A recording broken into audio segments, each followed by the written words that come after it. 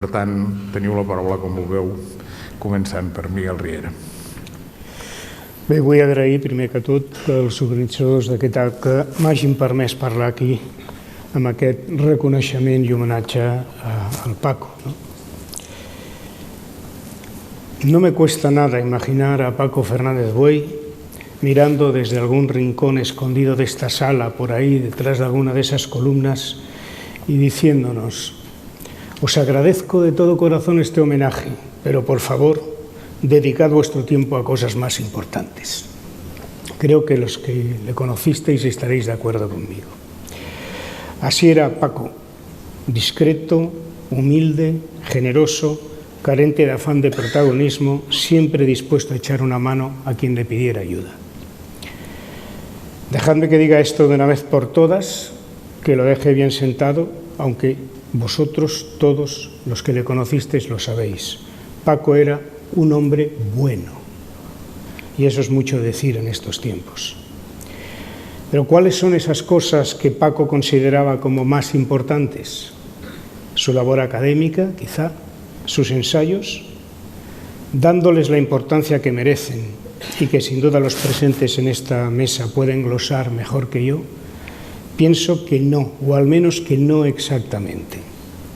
Que para Paco lo más importante era la transformación social, la emancipación de los de abajo, y que todo lo que hacía, toda su obra, su labor académica, su docencia, su activismo, estaba encaminado a ese fin.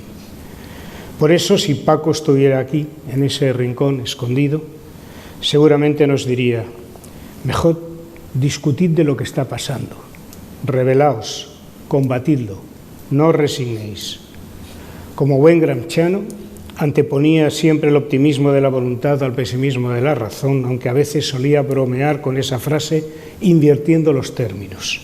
Consciente de la derrota cultural primero e ideológica después, la derrota de los valores y principios que estaban tan arraigados en él.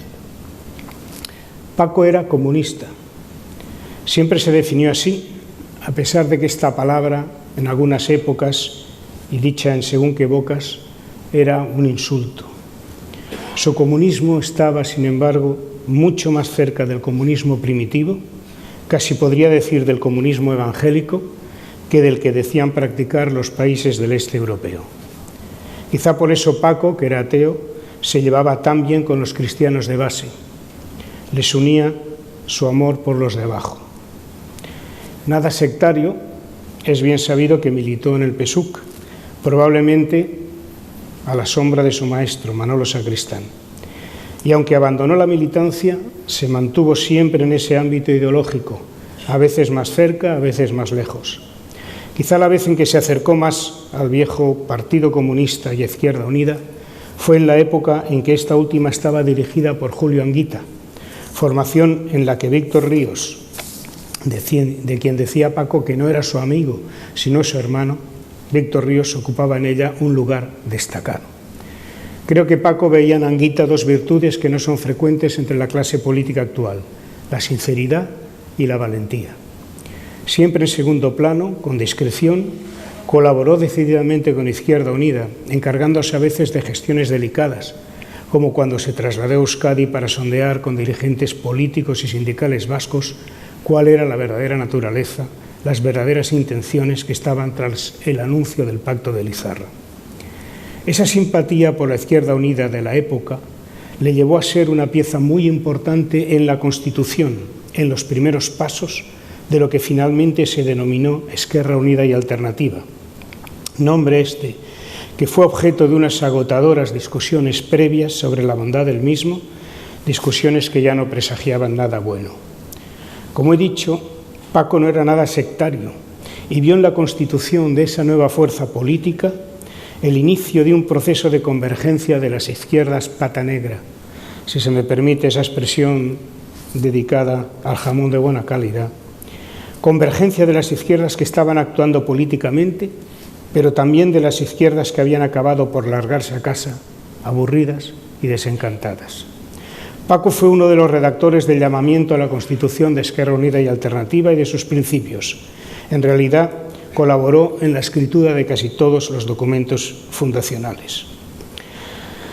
Hago hincapié en este momento de su activismo político para recalcar una de las constantes de su visión de la política en las últimas décadas, la necesidad de convergencia de las fuerzas que estén inequívocamente, y subrayo la palabra inequívocamente, por la emancipación de los de abajo. Sin embargo, los procesos de convergencia son difíciles, esa es la realidad. Cada maestrillo anda con su librillo y la forma organizativa de los partidos actuales, sus dinámicas internas, corresponden a épocas pretéritas muy distintas de las que vivimos. Por eso, las decisiones que se toman en los partidos son resultado de unas confluencias de vectores, de unas correlaciones de fuerzas que con frecuencia postergan o olvidan los objetivos para los que fueron creados esos mismos partidos. No es extraño, pues, que Paco se automarginara en Esquerra Unida y Alternativa, convencido de que se estaba malogrando el que probablemente era el último intento de reagrupamiento de la izquierda. Eso sí, se apartó discretamente, sin negar su colaboración si se le solicitaba, sin un mal gesto. Paco dirigió entonces la mirada a un fenómeno notable, la emergencia de los nuevos movimientos sociales. Ya saben, eso que nació en Seattle, creció en los foros sociales, en Porto Alegre, y que luego ha abierto múltiples grietas de esperanza en un mundo financiarizado y triste en el que los poderosos dictan la ley a su antojo, ante la perplejidad y la indefensión de la inmensa mayoría de los ciudadanos. Un mundo en el que los partidos tradicionales y los sindicatos se han visto rebasados por acontecimientos y circunstancias que no supieron prever.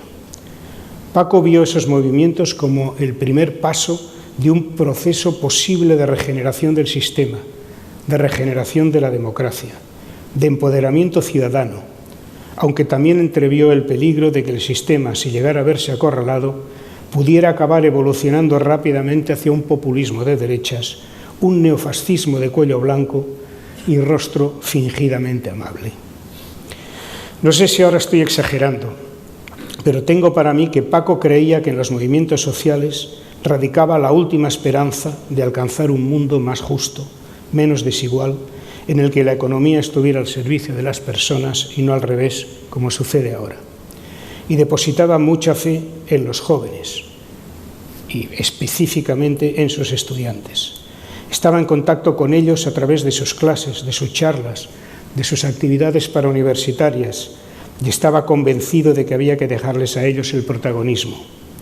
Creía, y yo comparto plenamente esa opinión, que los de nuestra quinta, y digo nuestra porque Paco y yo teníamos la misma edad, casi exactamente, debíamos apoyar, ayudar, pero nunca asumir un protagonismo que ya no nos correspondía.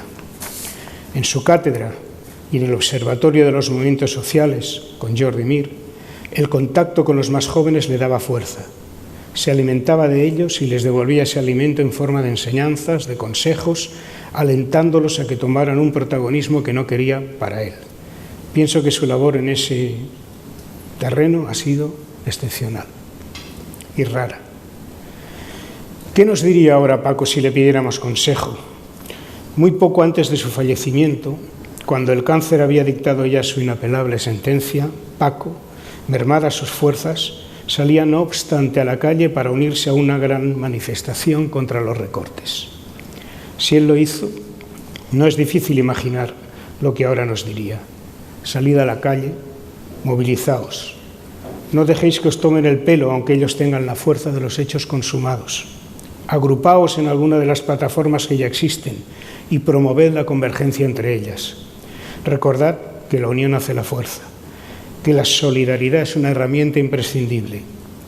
No abandonéis las luchas sectoriales, pero pensad que es la globalidad del sistema lo que hay que combatir. Los organizadores de este acto lo han titulado Pensar el presente. Es un título adecuado que a Paco sin duda le hubiera gustado, aunque en verdad no haya ya mucho que pensar. El panorama supera con creces los peores augurios. Estamos en manos de un poder financiero inmisericorde que pretende mantener y aumentar la tasa de ganancia del capital pasando por encima de derechos, de personas, de naciones y de lo que haga falta. La sombra de Goldman Sachs y compinches es alargada y empieza a cubrirlo todo. Y lo peor, no se vislumbran alternativas posibles, pues la masa crítica que permitiría ponerlas en práctica, porque a verlas hay, esa masa crítica está lejos de alcanzarse. Estamos todavía sumidos en el desconcierto mientras nos arrebatan conquistas a jirones en nuestras propias narices. Sordos a nuestras protestas. Vivimos la ficción de que se está construyendo una Unión Europea cuando en realidad son los intereses nacionales de algunos países los que determinan las políticas comunitarias. Para completar el cuadro, el sistema educativo, y no solo debido a los recortes, hace aguas a todos los niveles. Y por si fuera poco, cada vez es más patente que la corrupción ha devenido estructural al sistema. La desafección de la ciudadanía hacia la clase política pone en evidencia la salud democrática del país. No hace falta mencionar que el desempleo está alcanzando niveles estratosféricos, mencionar los desahucios, las listas de espera sanitarias, etcétera, para convenir que el presente es oscuro, muy oscuro. ¿Hay esperanza? Podemos preguntarnos. Paco nos diría que sí, que hay que pensar el presente para construir el futuro, pero ese futuro hay que empezar a construirlo ya, desde abajo. Hay que ser activo para ello. La pasividad consciente solo conduce a la depresión, al aniquilamiento moral, a la decepción permanente. Por eso hay que empezar por decir no, gritar no 1 y 1000 veces, desde 1 y 1000 voces. Paco dijo no mientras pudo, digámoslo nosotros. Ese es el mejor homenaje que podemos hacer a su memoria. Muchas gracias.